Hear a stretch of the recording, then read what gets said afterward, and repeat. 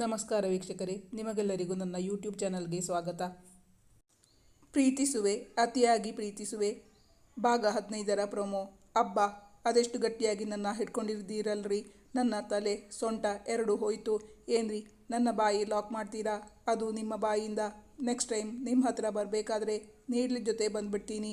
ನಿಮ್ಮ ಬಾಯಿನ ನಾನು ಸೂಚರ್ ಮಾಡಿಬಿಡ್ತೀನಿ. ನೋಡ್ತಾ ಇರಿ. ತನ್ನ ತೋರು ಬೆರಳು ತೋರಿಸಿ ಅವನಿಗೆ ಎಚ್ಚರಿಕೆ ನೀಡಿದ್ಲು ಚಿಕಿತ್ಸಾ. ಇಷ್ಟು ಹೊತ್ತು ಬಾಯಿ ಮುಚ್ಚಲೇ ಸಾಧ್ಯ ಇಲ್ಲದವಳಂತೆ ವಟವಟನೆ ಬೈಯುತ್ತಲೇ ಇದ್ದಳಲ್ಲ. ಸದ್ಯ ತನ್ನ ತಂತ್ರ ಫಲಿಸಿತು ಎಂದು ಮಹದಾನಂದವಾಯಿತು ಪ್ರತ್ಯಕ್ಷಗೆ. ಅವನಿಗೇನು ಅವಳನ್ನು ಚುಂಬಿಸುವ ಇರಾದೆಯೇ ಇರಲಿಲ್ಲ. ಅವಳನ್ನು ಹೆದರಿಸುವ ಉದ್ದೇಶ ಇತ್ತಷ್ಟೇ. ಆದರೆ ಹುಡುಗಿಯ ಪರಿಸ್ಥಿತಿ. ಅವಳು ಕಣ್ಣು ಮುಚ್ಚಿಕೊಂಡು ಯೋಚಿಸುತ್ತಾ ತನ್ನ ಅಂಗೈಯನ್ನು ತಮ್ಮಿಬ್ಬರ ಮುಖದ ಮಧ್ಯೆ ತಂದು, ನೀವೇನು ನನ್ನ ಬಾಯಿ ಲಾಕ್ ಮಾಡುವ ಅವಶ್ಯಕತೆ ಇಲ್ಲ. ನಾನೇ ಬ್ಲಾಕ್ ಮಾಡ್ಕೊಂಡು ಬಿಟ್ಟಿದ್ದೀನಿ. ನನ್ನ ತಲೆ ತುಂಬ ನೋಯ್ತಾ ಇದೆ. ನೀವು ಹೀಗೆ ಇನ್ನೊಂದು ಸ್ವಲ್ಪ ಹೊತ್ತು ಹಿಡ್ಕೊಂಡ್ರೆ ನಾನು ನೇರವಾಗಿ ಹಾಸ್ಪಿಟಲ್ಗೆ ಹೋಗಬೇಕು. ಪ್ಲೀಸ್ ನನ್ನ ಬಿಟ್ಬಿಡಿ. ಭಯ ಆತಂಕದಿಂದಲೇ ಮುಚ್ಚಿದ ಕಣ್ಣು ಕೂಡ ತೆರೆಯದೆ ಹೇಳಿದಾಗ ಅವನ ಮುಖದಲ್ಲಿ ಮಂದಹಾಸ ಕಾಣಿಸಿತು.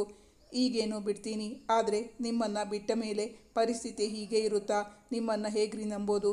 ಇನ್ಮುಂದೆ ನನ್ನ ಬಗ್ಗೆ ಚಕಾರ ಎತ್ತಲ್ಲ ಅಂತ ಹೇಳ್ತೀರಾ? ಅವಳ ಅಂದವಾದ ಮುಖವನ್ನು ತನ್ನ ಕಣ್ಣಿನ ಕ್ಯಾಮರಾದಲ್ಲಿ ಸೆರೆ ಹಿಡಿಯುತ್ತಾ ಪ್ರಶ್ನಿಸಿದ್ದ ಪ್ರತ್ಯಕ್ಷ್.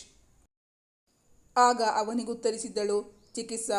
ನೋನು, ನಾನೆಂದು ಕೊಟ್ಟ ಮಾತಿಗೆ ತಪ್ಪೋಳೆ ಅಲ್ಲ.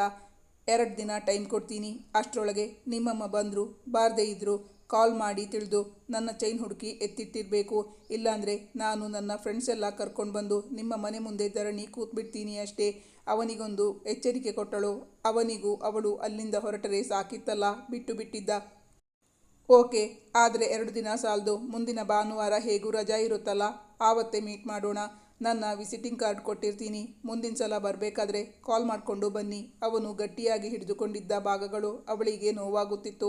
ಅವನತ್ತ ಬಿರುಸಿನ ನೋಟ ಬೀರುತ್ತಾ ಹೇಳಿದಳು ಚಿಕಿತ್ಸಾ. ವೀಕ್ಷಕರೇ, ನಾನು ಸ್ವಲ್ಪ ಬ್ಯುಸಿ ಇದ್ದೀನಿ, ಆದ್ದರಿಂದ ವಿಡಿಯೋ ಹಾಕೋಕ್ಕೆ ಆಗ್ತಾ ಇರಲಿಲ್ಲ. ಮುಂದಿನ ಸಂಚಿಕೆಯಲ್ಲಿ ನಿರೀಕ್ಷಿಸಿ. Thank you for watching.